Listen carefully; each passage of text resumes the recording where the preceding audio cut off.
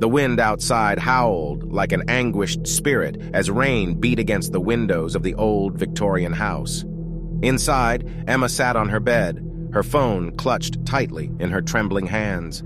She stared at the screen, heart pounding as a new text message appeared. "Hello, Emma.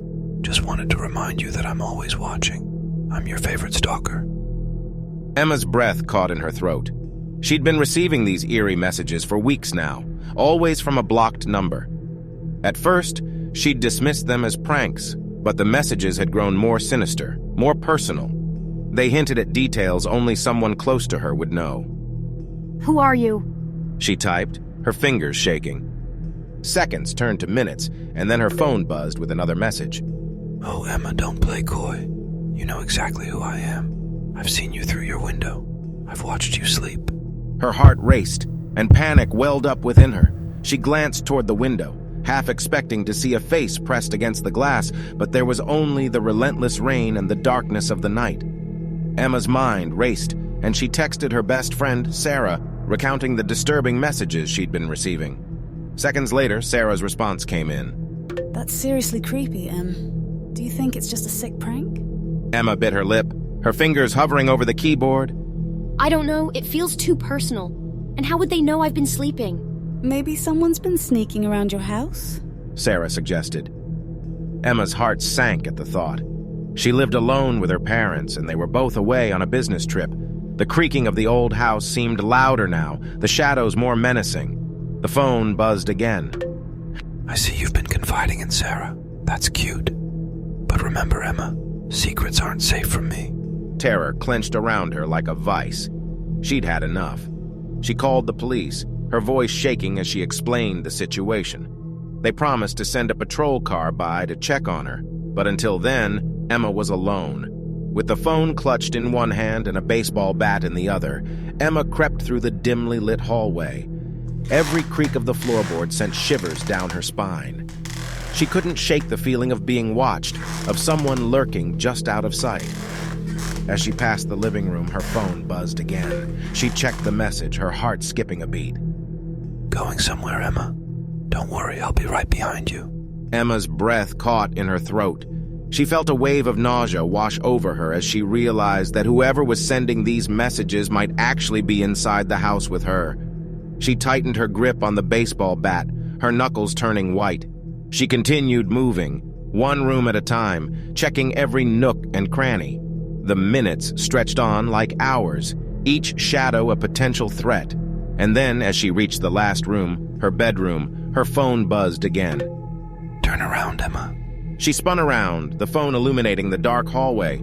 Her breath caught as she saw a figure standing at the other end, a tall silhouette, featureless and menacing. She raised the bat, her voice shaking as she shouted, "Who are you? What do you want?" The figure didn't move, didn't speak. It seemed to flicker like a glitching screen, and then it vanished, leaving Emma alone in the hallway, heart racing. The police arrived moments later, their flashlights cutting through the darkness. They searched the house thoroughly, finding no signs of forced entry and no trace of the mysterious figure. They took her statement, offering assurances that they would patrol the area and keep an eye on her house. But as the officers left, and Emma once again found herself alone, a new text message appeared on her phone. "Nice try, Emma, but you can't escape me. I'll always be your favorite stalker." Tears welled up in her eyes as she realized that the terror wasn't over. She was trapped in a nightmare, a digital nightmare where her every move was being watched, her every step anticipated.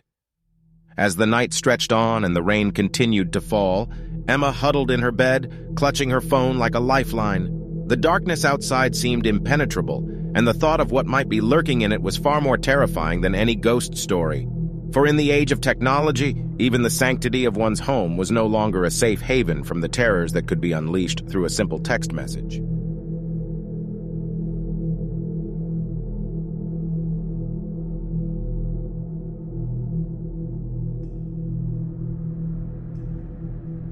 Darkness cloaked the night as I hurried down the desolate alley, heart pounding like a drum in my chest. The distant echo of my own footsteps filled the air, and a cold sweat trickled down my spine. I knew I was being hunted. The predator's presence lingered behind me like a shadowy specter. My breath came in ragged gasps, and every rustling leaf, every flickering streetlight seemed to conspire against me. My pulse quickened as I glanced over my shoulder, seeing nothing but the inky abyss. But I knew he was out there, somewhere, lurking in the obscurity. A serial killer with a taste for the macabre, he had taken countless lives before me. And now, I was his prey. My mind raced back to the beginning, when it was just a normal evening. I had been walking home, lost in my thoughts, when I felt the sensation of being watched. I shrugged it off as paranoia, but as the night wore on, that feeling intensified. The shadows seemed to stretch, contorting into grotesque shapes that danced at the periphery of my vision. I had picked up my pace, sensing danger. It was when I turned a corner that I saw him for the first time, a silhouette against the dim light of a distant lamppost. His eyes gleamed like feral animals, fixated on me. I froze, my heart pounding, and in an instant, he vanished into the darkness.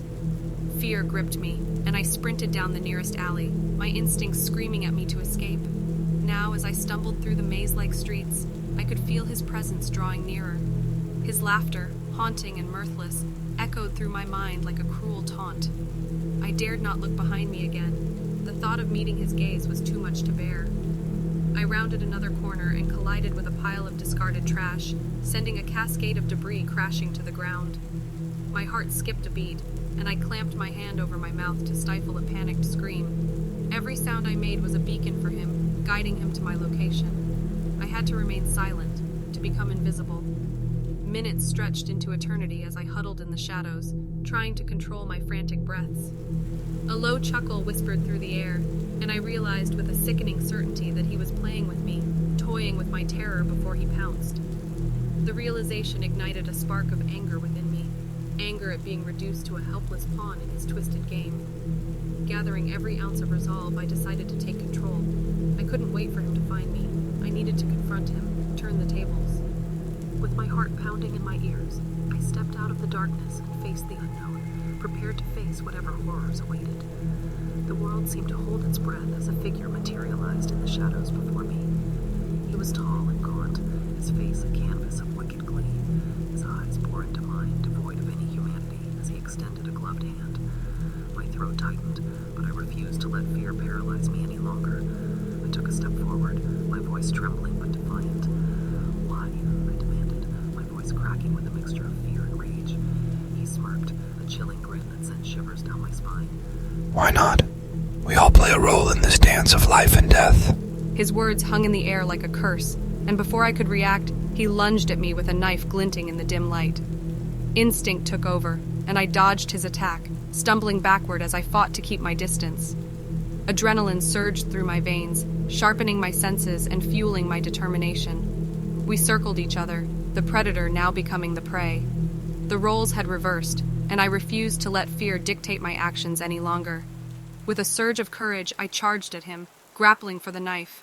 Our struggle was fierce, a chaotic clash of wills in the heart of the night. In the end, it was a desperate maneuver that saved me. I managed to wrest the knife from his grip, and with a surge of strength fueled by terror and fury, I struck out.